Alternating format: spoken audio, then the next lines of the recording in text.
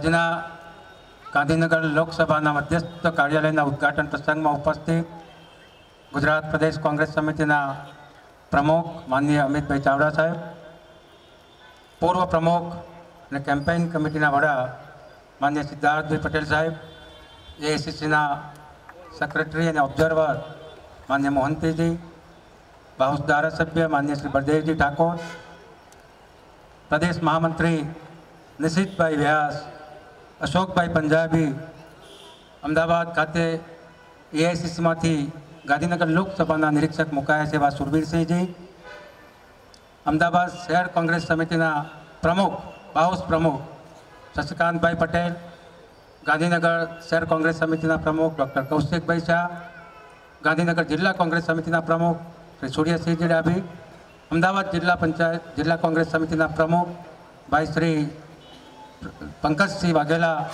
વિરોધ પક્ષના નેતા શર્માજી, એવા જ આપણા માલધારી સમાજ અને કોંગ્રેસના વરિષ્ઠ આગેવાન એવા ભાઈ શ્રી રઘુભાઈ દેસાઈ, આપણા મત વિસ્તારમાં 80,000 જેટલા મત માલધારીઓના છે.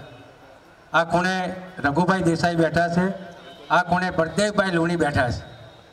આ બંને માલધારી સમાજના આપણા નેતાઓ અને કોંગ્રેસના વરિષ્ઠ આગેવાનો ભાઈ શર્માજી, જયરાજસિંહ પરમાર, ડૉક્ટર જીતુભાઈ પટેલ, ડૉક્ટર ભાઈ શ્રી નીતિનભાઈ પટેલ, મેહરભાઈ શાહ, આપણા બેન શ્રી માયાબેન, હિતાબેન, કોર્પોરેટર બેનશ્રીઓ નફીસાબેન, હસીનાબેન, સમીર ખાન, હાજીભાઈ તેમજ ઉપસ્થિત તમામ કોર્પોરેટરશ્રીઓ, જિલ્લા પંચાયતના તમામ ચૂંટાયેલા પદાધિકારીઓ, અહીંયા ઉપસ્થિત તમામ વરિષ્ઠ આગેવાનો, યુવાન મિત્રો, બહેનો, ભાઈઓ અને પત્રકાર મિત્રો, ગાંધીનગર લોકસભાના ઉમેદવાર તરીકે મારી પસંદગી કરીને હાઈકમાન્ડે વિશ્વાસ મૂક્યો. એ વિશ્વાસને હું એરે નહીં જવા દઉં એ વાત મૂકવા માટે આપણી સમક્ષ ઊભો થયો. જ્યારે મારું નામ જાહેર થયું ત્યારે પત્રકાર મિત્રો દોડી આવ્યા અને મને પ્રશ્ન કર્યો સૌથી પહેલો કે આપ ગાંધીનગરના ધારાસભ્ય છો અને રાષ્ટ્રીય પ્રમુખ, મોટા ગજાના નેતા તમારી સમક્ષ ચૂંટણી લડે છે, તમે કઈ રીતે પડકાર આપશો? ત્યારે મેં સૌ પ્રથમ જવાબ આપ્યો છે પત્રકાર મિત્રોને કે સૌ પ્રથમ તો મગજમાંથી એ કાઢી નાખો કે આ મોટા ગજાના નેતા નથી, પણ મોટા ગજવાના નેતા છે. એમનું કિસ્સું મોટું છે. હા, એ ચોક્કસ મારે ટાલ પડી છે, મારા કરતાં મોટી એમને ટાલ છે. મારી દાઢી સફેદ થઈ છે, એનાથી વધારે એમની સફેદ છે. મારું વજન 68 કિલોગ્રામ છે, એમનું વજન કદાચ 98 કિલોગ્રામ છે. એમાં મોટું ગજું ખરું. હું તડીપારના હુકમો કરતો હતો કારણ કે એડિશનલ કલેક્ટર હતો. આ તડીપાર થયા છે. મારું એફિડેવિટ જુઓ, મારી ઉપર એક પણ પોલીસ કેસ અત્યાર સુધી નોંધાયો નથી. સ્પષ્ટ છબી છે. આમના ઉપર કેટલા કેસ છે એમને ખબર નથી. ક્રિમિનલ કેસીસ છે એમના ઉપર. આવા અનેક રીતે એ મોટા ગજાના હશે. મારે એવા મોટા ગજવાના બનવાનું નથી. અને તમે કઈ રીતે જીતશો એમ પૂછ્યું છે ત્યારે કહું છું કે અમારી વિરાસત બહુ મોટી છે. હું સીજે ચાવડા તરીકે અહીંયા ચૂંટણી નથી લડતો, હું કોંગ્રેસના ઉમેદવાર તરીકે ચૂંટણી લડું છું. ગાંધી અને સરદારની આ વિરાસત છે. લાલ બાળ અને પાલની વિરાસત છે. ફાંસીના ફંદા ઉપર લટકી જનાર વીર ભગતસિંહ, સુખરામ અને ખોદીરામ બોઝની અમારી પાસે વિરાસત છે. જલિયાવાલા બાગ હત્યાકાંડ થયો ત્યારે જનરલ ડાયરની સામે 5,000 ખેડૂતોએ પોતાની છાતી ઉપર ગોળીઓનો વરસાદ ઝીલ્યો હોય, એ કોંગ્રેસની વિરાસતમાંથી હું આવું છું. જવાહરલાલ નહેરુ, જય જવાન જય કિસાન, લાલ બહાદુર શાસ્ત્રી, આઝાદી પછી જગદંબાનો અવતાર કહેવાય એવી અને પાકિસ્તાનના યુદ્ધમાં રાતોરાત 2 ટુકડા કરનાર જગદંબાનો અવતાર ઇન્દિરા ગાંધીના પક્ષમાંથી હું કોંગ્રેસના ઉમેદવાર તરીકે આવું. હું એ પક્ષમાંથી આવું છું કે જે પક્ષે યુવાન સપૂત વડાપ્રધાન રાજીવ ગાંધી આપ્યા અને પૂર્વ ભારત, પશ્ચિમ ભારત, ઉત્તર કે દક્ષિણ, મેરા ભારત મહાન માટે જેના દેહના ટુકડા થતા અમે જોયા છે. ત્રિરંગામાં લપેટીને જ્યારે અગ્નિ સંસ્કાર કર્યો ત્યારે ભારતની પ્રજા ચોધાર આંસુએ રડતી હતી.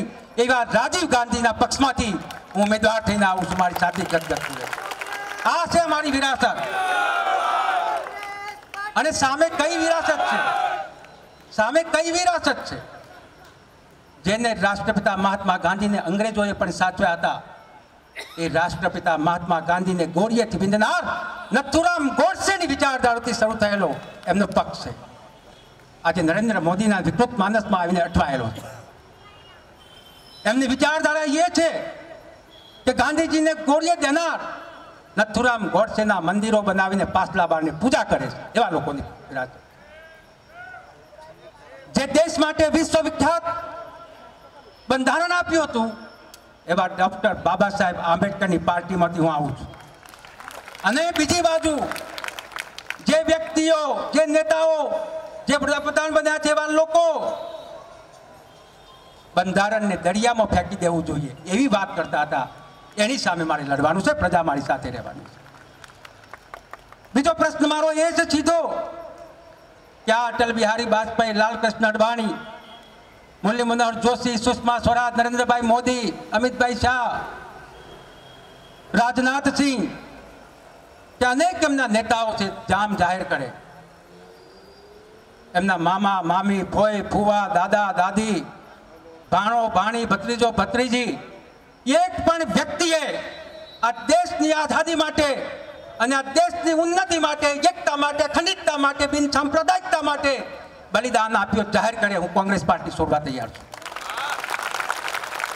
ના, અમે એ નથી. અમે તો અંગ્રેજોના સાક્ષી બનીને, તાજ બનીને કોંગ્રેસ તો યુવાન ફાંસીના ફંદા ઉપર લટકે એવા લોકોની વિરાસતવાળા છીએ. અને એની સામે લડવામાં અમને શાનો ડર? જ્યાં અંગ્રેજોની સામે અમે લડ્યા હોઈએ, અંગ્રેજોની વિરાસતને અમે ઝુકાવી હોય, ત્યાં નરેન્દ્રભાઈ મોદી અને અમિત શાહની વિરાસતને ઝુકાવતા અમને જરાય વાર નહીં. અને આજે હું ચોક્કસપણે કહું છું કે ચોક્કસ અમિતભાઈ શાહને, ભારતીય જનતા પક્ષના ઉમેદવારને અમે હરાવીને જ જંપીશું. મને પ્રશ્ન પૂછે કે મોદી સાહેબે 56ની છાતી બતાવી. ઘણા લોકોએ કહ્યું કે સીજે ચાવડા વેટરનરી ડોક્ટર હતા. મેં વિધાનસભાના રેકોર્ડ પર મૂક્યું છે અને છપાયેલી બુક છે, તમે વાંચો કે હું વિધાનસભ્ય બન્યો એ પહેલા નાયબ કલેક્ટર હતો, એડિશનલ કલેક્ટર હતો, અને એ પહેલા હું વેટરનરી ડોક્ટર હતો. મારું સર્ટિફિકેટ ડોક્ટર તરીકે જાનવરો માટે આપવું એ ફાઇનલ ગણાય.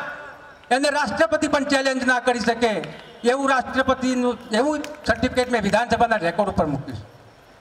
મેં કહ્યું કે ગુજરાતના બધા નેતાઓ, તમારા ભાજપના જે નેતાઓ માટે તમે ઇંચની સાતીઓનો શબ્દો વાપરો છો એનાથી આપનું અપમાન થાય છે.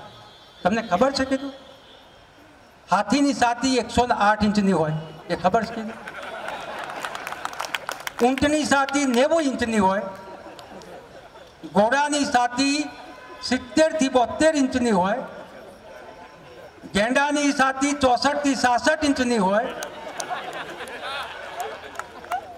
ખચ્ચરની છાતી 56 ઇંચની હોય. અમારું સર્ટિફિકેટ છે.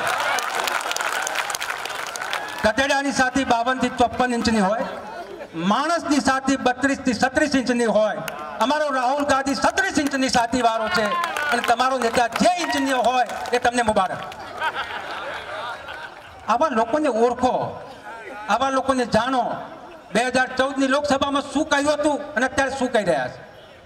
નોન ઇસ્યુને ઇસ્યુ બનાવવાના, દેશની જનતાના વિકાસ માટે, બેરોજગાર યુવાનો માટે, મહિલાઓની સુરક્ષા માટે, બાળકોના શિક્ષણ અને આરોગ્ય માટે, ખેડૂતોના દેવા માટે, ખેતમજૂર, પશુપાલક, માલધારની ચિંતા નહીં, દલિત, આદિવાસી કે લઘુમતીની ચિંતા નહીં. નોન ઇસ્યુને ઇસ્યુ બનાવવાના. 2014ની લોકસભામાં લઈને આવ્યા ઇસ્યુ. હું ચાવાળો છું, ચાય પે ચર્ચા. હું ચા વેચતો હતો, ટ્રેનમાં ચા વેચતો હતો.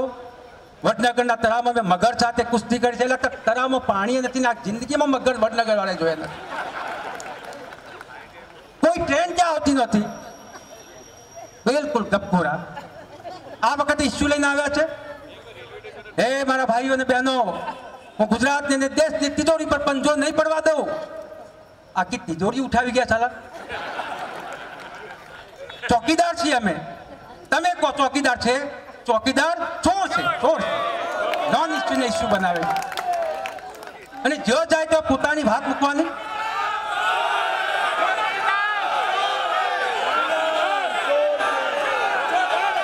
બસ આ ચોકીદારોને તમે ઓળખી ગયા છો કે 23મી એપ્રિલે બેલેટ પેપરથી જવાબ આપવાનો છે. આ બડાઓ પેલા જાદુગરની જેમ માયાજાળ બિસાવાની, થોડા દિવસે તારા બતાવવાના, 15 લાખ ખાતામાં જમા થઈ જશે, થોડા દિવસે પિજન બોક્સમાંથી કબૂતર ઉડાડવાના, ઈંડામાંથી સોનાની ચેન કાઢવાની, જગમાંથી water of India, water of Narmada, water of India, water of Narmada. Narendrabhai Modi પાણી લાવ્યા તાણી, ત્યાંથી તાણી લાવ્યા. ગલત વાતો કરીને નોન ઇસ્યુને ઇસ્યુ બનાવીને પેલા જાદુગરની જેમ મત લઈ ગયા. જ્યાં જાય તો પોતાની વાત મૂકવાની. ખેડૂતોની સભામાં જાય તો કે નાનપણમાં મેં ખેતી જોઈ છે, બળદને હાંકતા મેં જોયા છે અને મને ખેડૂત બનવાની ઈચ્છા હતી, આદર્શ ખેડૂત બનવાની ઈચ્છા હતી. આવી વાત. કોઈ વખત બોર્ડર ઉપર પહોંચી જાય નેતા તો કે મારે સૈનિક બનવું હતું ને મા બાપની રક્ષા કરવી હતી, મારે સૈનિક બનવું. એક વખત શિક્ષકોની સભામાં પહોંચ્યા તો મારે શિક્ષક બનીને સમગ્ર દેશને ભણાવવો હતો અને આદર્શ શિક્ષક બનવું હતું. 2012ની વિધાનસભાની ચૂંટણીમાં અડાલજ ખાતે ઉત્તર ગુજરાતના ભુવાઓ ભેગા કર્યા, તાંત્રિકો ભેગા કર્યા તો કે મારે ભુવા બનવું હતું. હું એમને પ્રશ્ન કરું છું, સારું થયું કે બહુચરાજીમાં મિટિંગ તમારી ના મળે.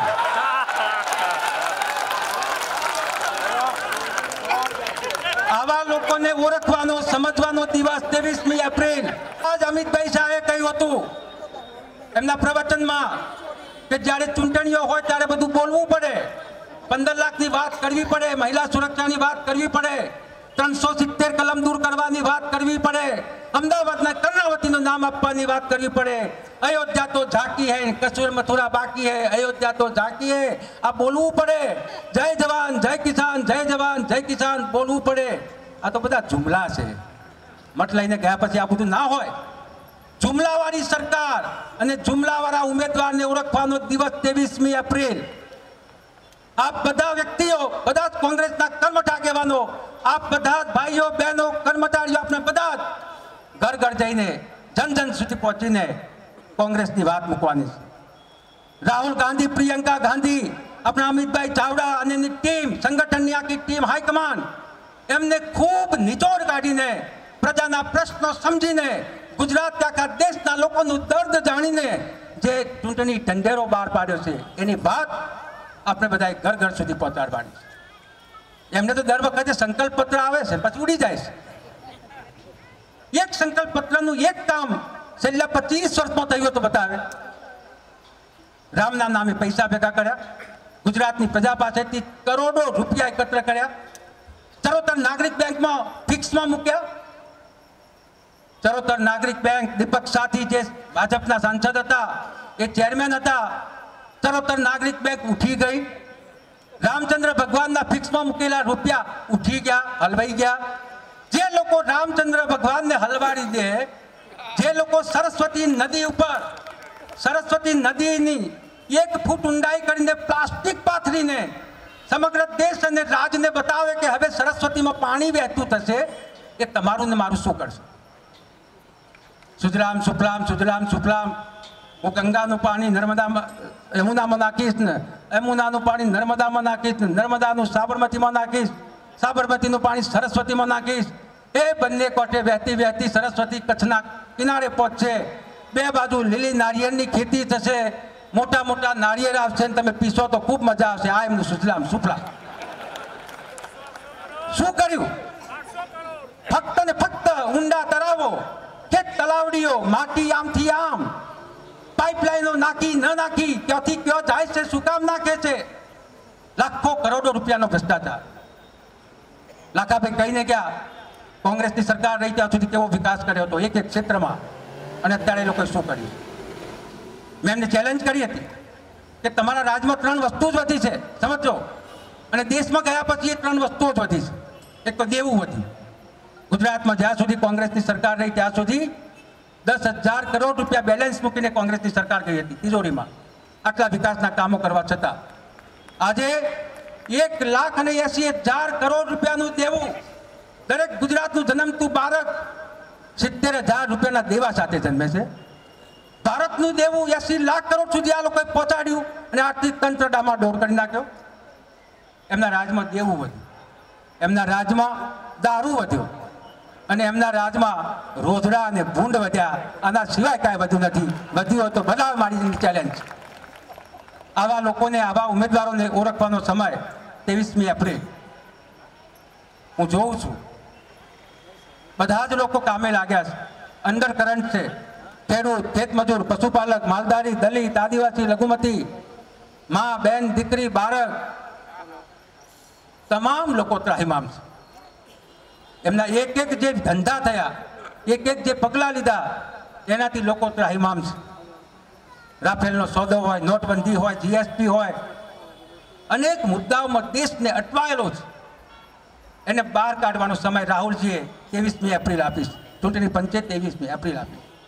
રાહુલજીની, સમગ્ર કોંગ્રેસ પાર્ટીની હાઈકમાન્ડની, અહીંયા બેઠેલું ગુજરાતનું જે આપણું નેતૃત્વ છે, માનનીય આપણા અમિતભાઈ ચાવડા અને ધનાણી, સિદ્ધાર્થભાઈ પટેલ જેવા આવા અનેક નેતાઓના સાનિધ્યમાં આપણે ચૂંટણી લડી રહ્યા છે. ત્યારે આપ ખભે ખભા મિલાવીને 23મી એપ્રિલે ખૂબ પત્રકાર મેં જવાબ આપ્યો છે કે આ શક્ય નથી તો અશક્ય પણ નથી. અમે જે શક્ય નથી વાત અને શક્ય નથી એ સાબિત કરીને 23મી એપ્રિલની ચૂંટણીના દિવસે મતો લઈને 23મી મે જ્યારે રિઝલ્ટ પડે ત્યારે ભારતનો વિક્રમ સર્જવાના છીએ. અમે ભારતનું જે પનોતી છે મૂળમાંથી કાઢવાના છીએ. એ વાત સાથે આપ બધા મોટી સંખ્યામાં ઉપસ્થિત રહ્યા. બૂથ બૂથ ઉપર જઈને આપણે જે આયોજન કર્યું છે એ રીતે આયોજનબદ્ધ રીતે કામ કરવાનું છે. સાથે સાત મત વિસ્તારમાં આપના મતદારો એમના કરતાં વિશેષ સંખ્યા ધરાવે છે એટલે જરાય ગભરાયા વગર હું જે આયોજન કરું એમાં સાથ અને સહકાર આપજો. અને આપ બધા સમયનું દાન આપીને કોંગ્રેસ માટે એક મિનિટ આપના માટે અગત્યની છે એમ સમજીને મારી સાથે રહીને સહકાર આપશો. આપણે 100% વિજયી લેવાના છીએ. અને ચાવડા સાહેબે કહ્યું એમ ગુજરાતમાં 16 સીટો સાથે, ગાંધીનગરની જીતેલી બેઠક સાથે 16 બેઠકો પ્રાપ્ત કરીને રાહુલ ગાંધીને આપણે વડાપ્રધાન બનાવવાના છીએ. એ વાત સાથે મારી વાત પૂરી કરું છું. જય ભારત, જય કોંગ્રેસ.